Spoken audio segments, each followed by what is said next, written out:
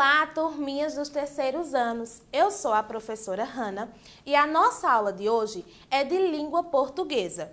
Pegue o seu caderno, o seu lápis e vamos começar a nossa aventura da aprendizagem. Vamos estudar mais um gênero textual? Você gosta de histórias que misturam a imaginação e o mundo real? Já ouviu alguma história que tenta explicar acontecimentos misteriosos? Lembra de alguma dessas histórias? Eu tenho certeza que você já ouviu falar no Saci Pererê, no Curupira, na Mula Sem Cabeça, no Lobisomens e tantos outros personagens que mexem com a nossa imaginação, não é mesmo? Já sabe de qual gênero textual nós estamos falando? Isso mesmo, estamos falando das lendas. Nessa imagem, vocês podem perceber algumas lendas que nós já ouvimos falar, como o Saci Pererê, a Mula Sem Cabeça, o Boitatá e tantas outras.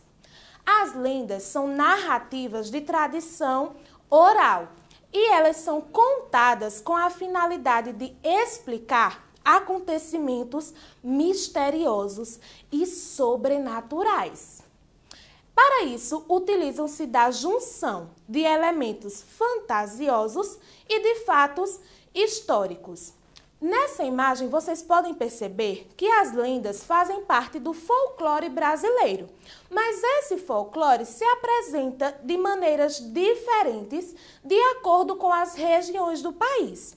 Por exemplo, enquanto o Boto e o Curupira são lendas muito comuns no norte do país, aqui no Nordeste eu tenho certeza que você já ouviu falar da Comadre Fulozinha e do Papa Figo, por exemplo. Agora que você já sabe o que são lendas, vamos ler uma?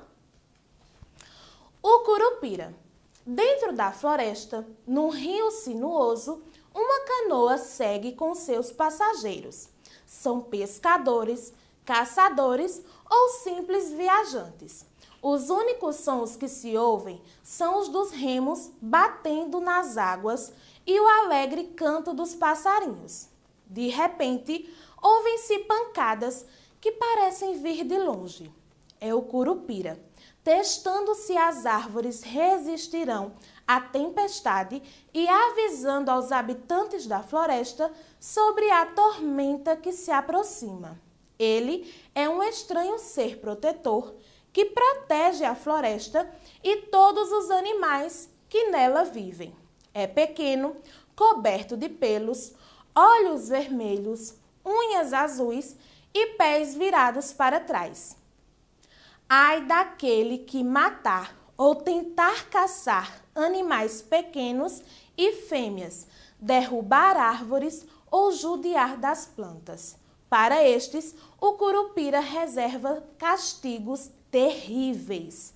Para defender a natureza, o Curupira ataca seus inimigos e os castiga de diversas maneiras. Faz com que se percam na floresta ou os engana, parecendo ser uma caça.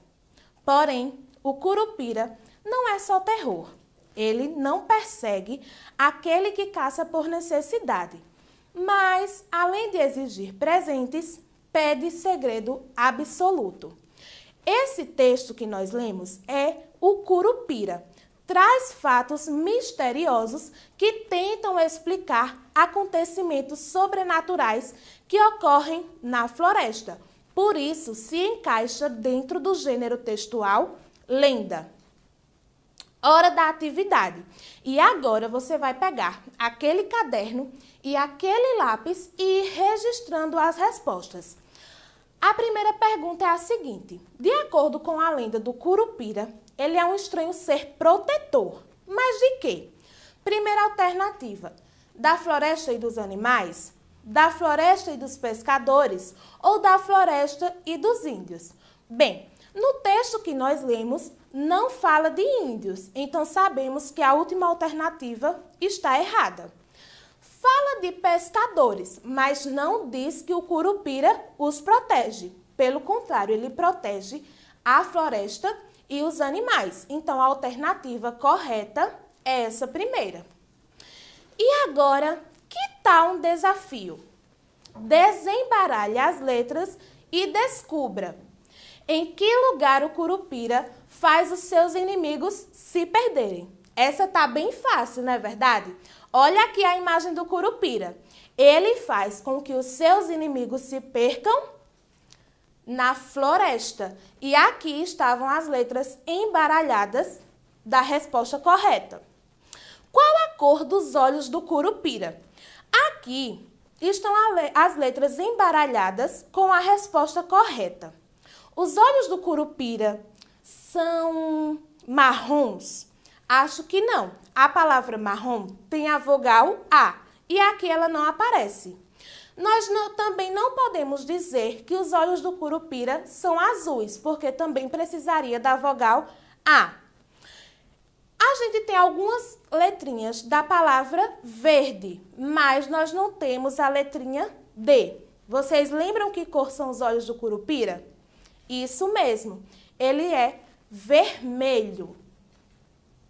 Vamos escrever algumas palavras? Pega seu caderno. Troque a letra inicial das palavras abaixo e descubra outras palavras. Nós sabemos que com as mesmas letrinhas, nós podemos formar várias palavras diferentes, não é mesmo? A palavra ser.